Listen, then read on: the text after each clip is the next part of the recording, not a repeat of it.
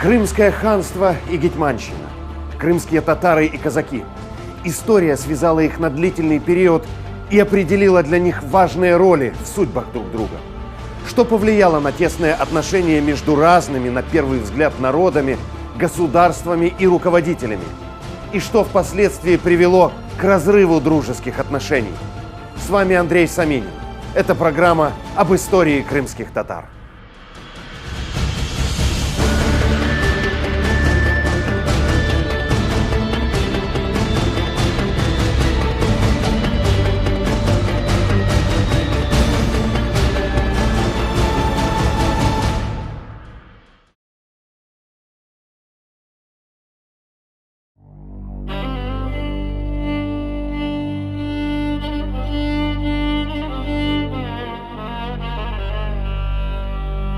Ислам-Гирей III был дальновидным и перспективным политиком. Он считал, что украинскому гетману непременно нужно заручиться покровительством Стамбула. Для этого годился формальный союз гетмана с султаном. Планировавшийся альянс не повлек бы за собой никакого оскорбления христианской вере или суверенитету казаков. Выгода же от него была бы огромна. Ведь Ислам-Гирей имел в виду не просто двойственный союз, но новое федеративное государство.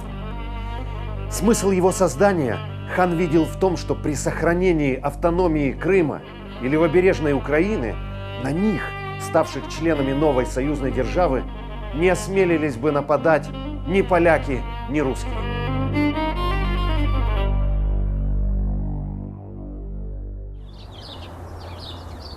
Этот план был настолько реальным, что Богдан Хмельницкий его одобрил сразу же. И гетман сделал даже некоторые шаги к его осуществлению.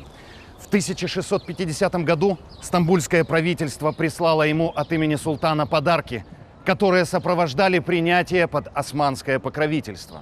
А именно саблю, знамя с изображением полумесяца, знак власти, гетманскую булаву и грамоту, в которой признавалась верховная власть гетмана над Украиной. Однако союзно-подданнические переговоры не привели к желанной цели. Но свою роль они сыграли. Причем прежде всего в крымско-украинских отношениях. 6 лет длился союз Ислам-Гирея с Хмельницким. 6 лет украинцы и крымские татары вместе и порознь ходили на Польшу и громили шляхетские владения на правобережной Украине. К примеру, в 1648 году казацко-крымское войско одержало знаменитую победу под Желтыми водами. Верный договору гетман отдал после битвы огромный полон крымцам и лично хану, племянника коронного гетмана Стефана Потоцкого. И не только богатая добыча от походов продемонстрировала пользу сотрудничества с казаками, но и ослабление, благодаря тому же союзу, одного из двух старинных врагов Крыма и Украины.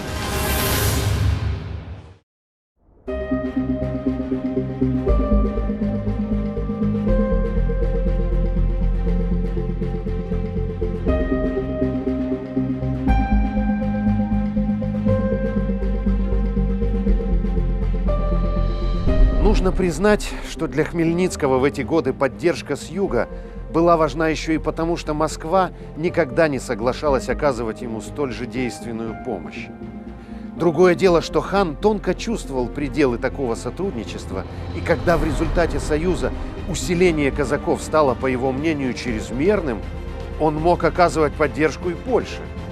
Отсюда сделан и правильный вывод о собственном татарском расчете, основанном на политическом равновесии. Итак, в годы правления Ислама-Гирея III во внешней политике ханства развилось две тенденции, которым суждено было стать решающими в судьбе Крыма. Во-первых, хан на протяжении длительного срока не только уклонялся от указов Стамбула, но и делал это демонстративно, доходя до угроз Порте и даже нападая на ее провинции. Во-вторых, что важнее, Москва в эти годы полностью прекращает свои военные и политические акции и впервые после двухвекового перерыва начинает проявлять явный интерес к мирным и даже союзническим отношениям с Крымом.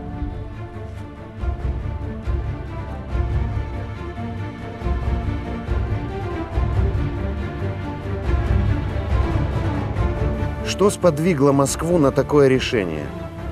Конечно же, не внезапная любовь к мусульманскому соседу или желание прекратить старую вражду. Дело скорее в близившейся большой войне с Польшей, для успешности которой Кремлю была просто необходима гарантия безопасности со стороны Крыма. В Москве же было решено, если Гирей отклонит союз, то нужно ударить по Крыму русским астраханским войском, усиленным донским казачеством. То есть третьего было не дано. Москва в любом случае собиралась воевать. Или совместно с ханом, или против него. У Ислам-Гирея в эти годы имелся план большой войны с Московией по старой стратегии помощи слабейшему из двух северных славянских соседей.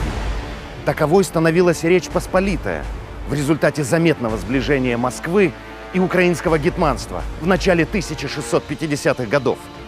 После того, как Ислам-Гирею не удалось помешать этому угрожающему процессу дипломатическим путем, ему не оставалось ничего иного, как обратиться за поддержкой к Варшаве. Однако эта война так и не состоялась из-за смерти хана в июле 1654 года.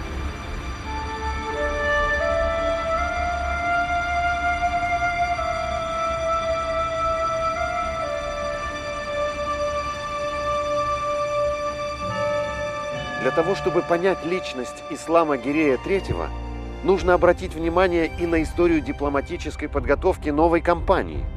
Хан привлекал к походу на север не только украинских казаков или поляков, но и Швецию. Первые попытки переговоров со шведским монархом завершились нейтрально. Крымско-татарские послы получили отказ в очень мягкой и уклончивой форме. Затем, спустя некоторое время, королева Швеции Кристина сама взяла на себя инициативу в переговорах с крымским ханом и отправила в Бахчисарай чиновника государственной канцелярии Йоханнеса Майера с предложением совместного выступления против Москвы. Майер развернул в Бахчисарае довольно активную деятельность, но политический союз между двумя державами не был заключен.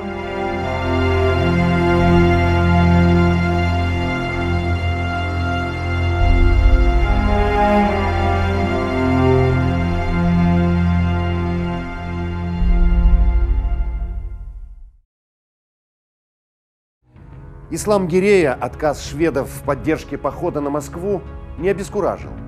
Хан стал тогда же активно готовить восстание единоверцев на территории аннексированных Россией Казанского и Хаджитарханского ханств, а также нагайцев Северного Кавказа. Другое дело, что эти планы осуществить не удалось.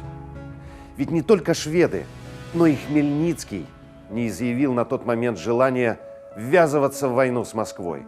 Поэтому проект хана, поистине сделавшего все, что он мог, провалился.